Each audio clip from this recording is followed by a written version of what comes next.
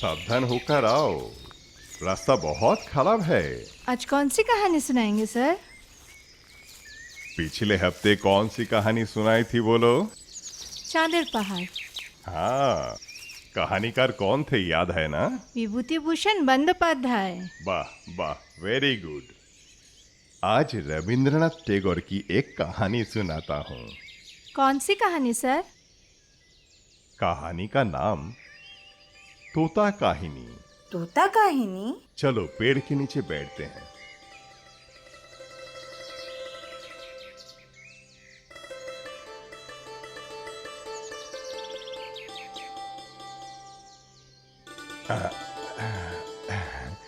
सावधानी से बैठो।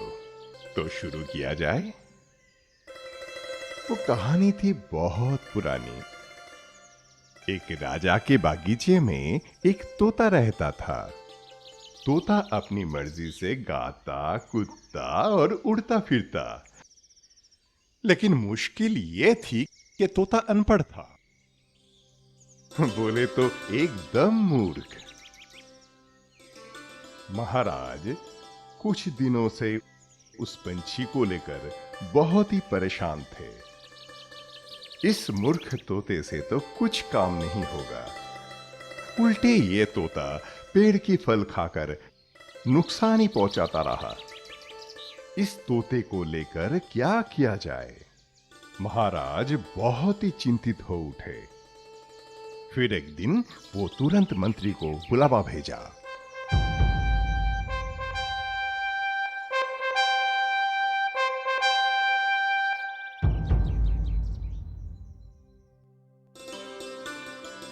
भूत बनकर खड़े मत रहो, सिर्फ खाना, घूमना और तनख्वाह लेना।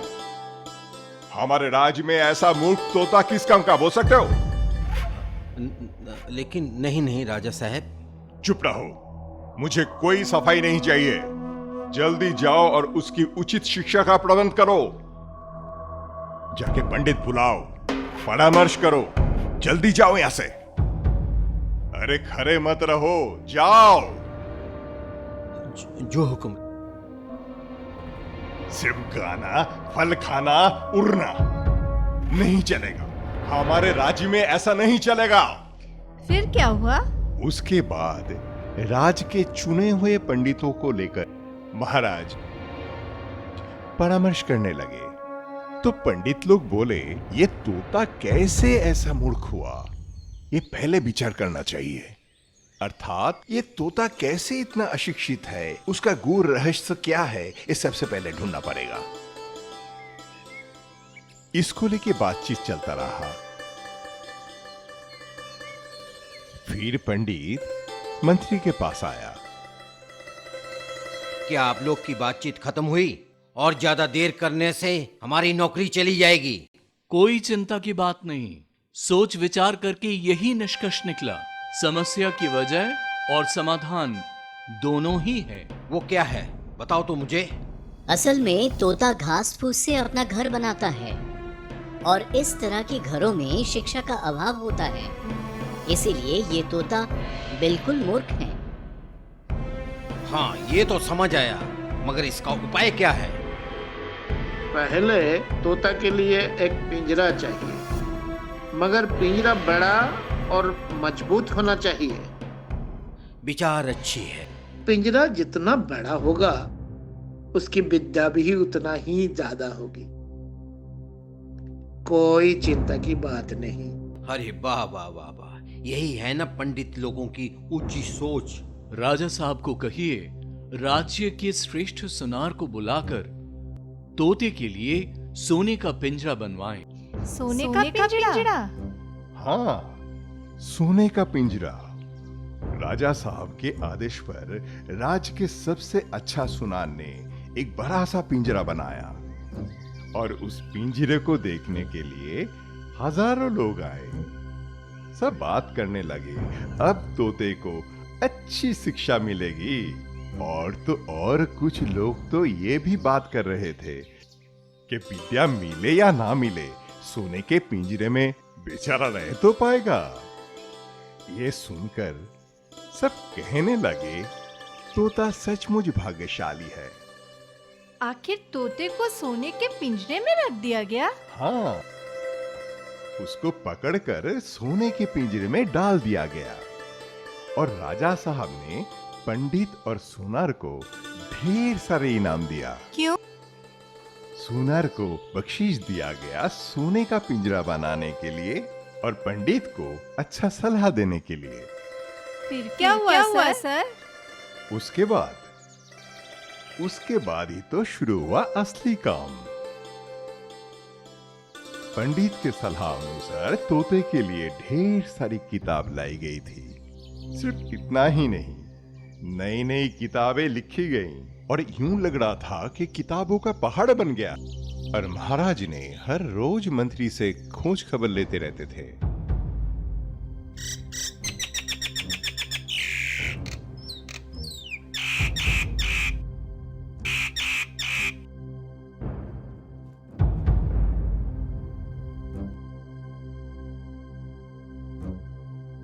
किस किस को चुना गया है?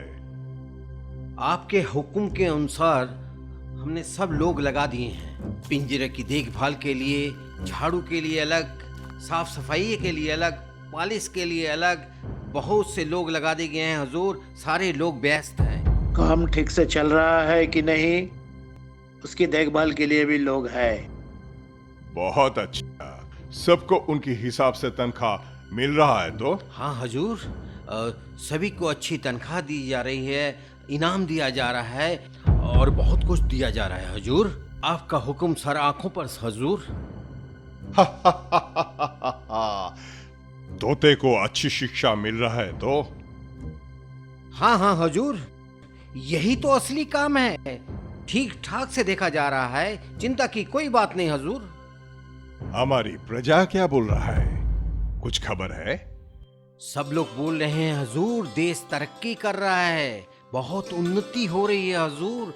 सभी ओर आपकी जय जयकार हो रही है हुजूर। अच्छा।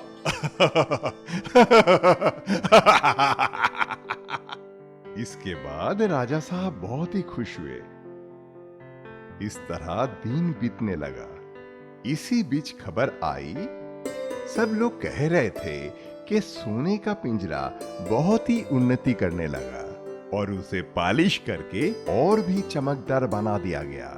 लेकिन तोता और उसका शिक्षा का क्या हुआ? ये सब सुनकर राजा ने तय किया कि खुद जाकर पिंजरे को परीक्षण करेगा। राजा साहब खुद गए? हाँ, गए थे ना। एक दिन सुबह राजा खुद ही चलकर सब कुछ देखने के लिए गए। राजा के पहुंचते ही उधर जितने लोग थे, जैसे सुनार, मंत्री और पंडित, सब लोग मिलकर जय जयकार करने लगे राजा की। पंडित जोर जोर से मंत्र पाठ करने लगे। सब कुछ देखकर राजा बहुत ही प्रसन्न हुए। सब ठीक ही है, चलो हम दरबार में चलते हैं। ये सब बोलकर राजा जब भी हाथी के पीठ पर चढ़ने लगे, महाराज एक बार जाके चिड़िया को तो देख लीजिए। कौन है वहां? हाँ हाँ, सही बात, असल कमी तो नहीं हुआ। उस तोते को तो एक बार देखना ही पड़ेगा मुझे। राजा चल पड़े वो तोता को देखने के लिए। एक बड़ा सा पिंजरे में तोता रहता था और उसके चारों तरफ किताब ही किताब। दो पंडित बैठकर वो किताबों से तोते को रटवा रहा था और इसी साथ दो पंडित ने किताबों की पन्ने फाड़ फाड़ कर तोते के मुंह में डाल रहा था। और इधर महाराज प्रसन्नता भरी आंखों से सब कुछ निहार रहे थे। क्या हुआ पंडित जी, ठीक से सब कुछ चल रहा है ना?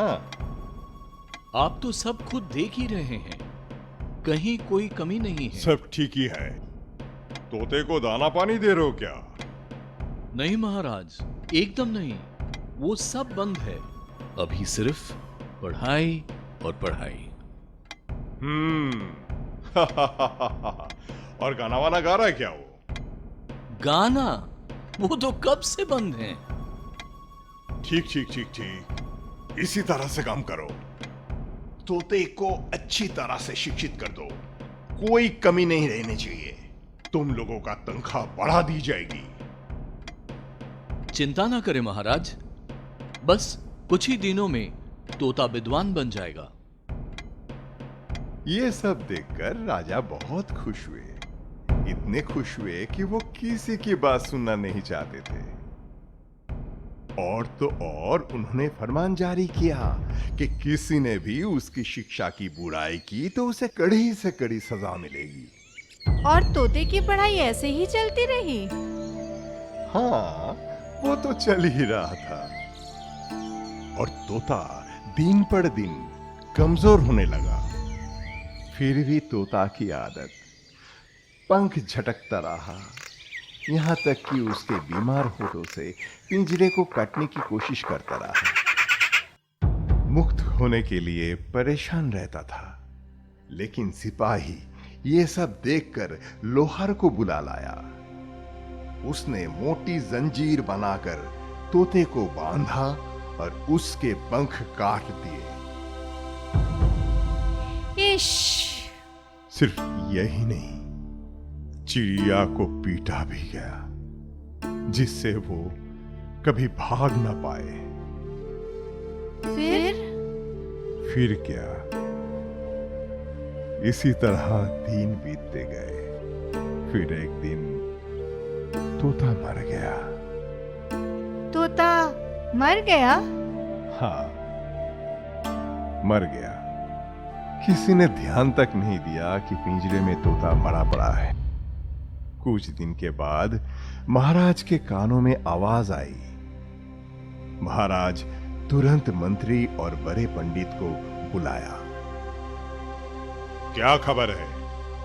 जी हुजूर, तोते की विद्या पूरी हुई।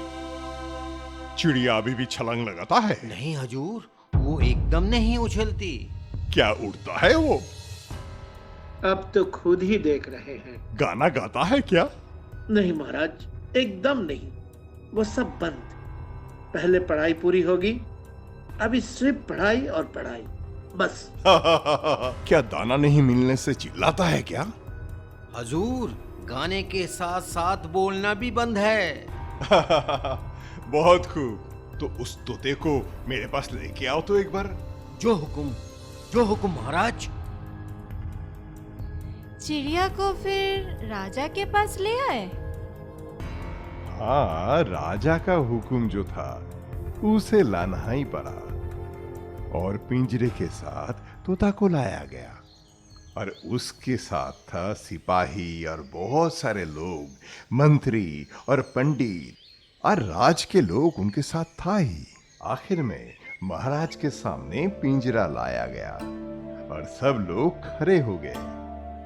राजा उठकर चलकर पिंजरे के पास गए।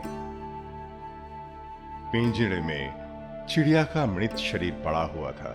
चिड़िया का पेट फूला हुआ था।